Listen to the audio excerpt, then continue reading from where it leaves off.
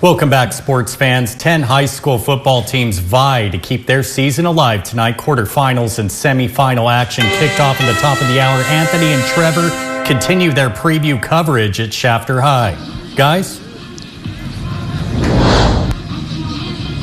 Hey Rob, what's going on? Good evening, everybody. Welcome back to the home of the Generals. Trevor and I are freezing our tails off right now. Low 50s here at Shafter High, as the top-seeded Shafter Generals are going to be taking on 8-seeded North in the Division 4 quarterfinals. Give me some keys to the game for both teams. Well, North needs to control the ball and extend their drives, and Shafter needs to get North's offense off the field as quickly as possible and get their high-powered offense going. Let's move up a division now, up a few divisions. Division 1A, we already talked about BHS taking on Arroyo Grande. Drillers on upset alert. Bottom half of the bracket, Centennial playing Frontier. What do you expect part 2 of that matchup? Yeah, we just saw it 2 weeks ago, and so here it is again.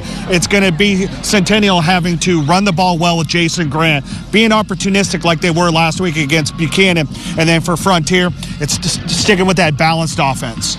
Centennial forced 4 turnovers in its upset win over second-seeded Buchanan. Let's move on. South and Roosevelt. Sparty is hosting its first postseason game since 2019. What do you expect from Coach Mills' squad? Well, they're thankful that Roosevelt was able to beat the 2-seed Exeter. Yep.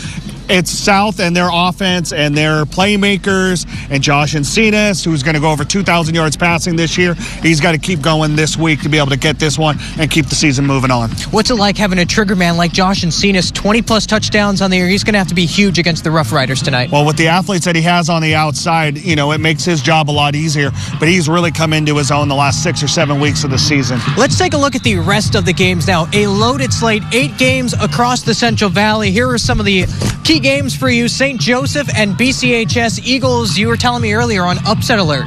This is one of those games where St. Joe's, after an 0-4 start, have won 6 of the last 7, and the only loss is to Arroyo Grande, which is the team that BHS is playing tonight.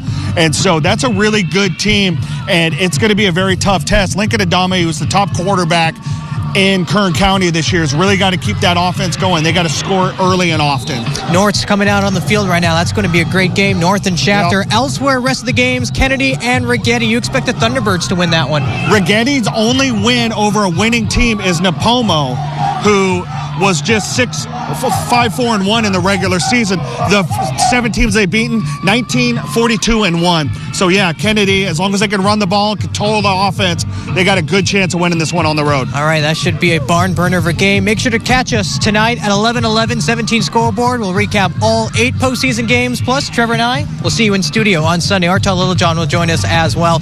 North running out onto the field. Shafter in its Veterans Day uniforms on the field warming up as well. That's it for us.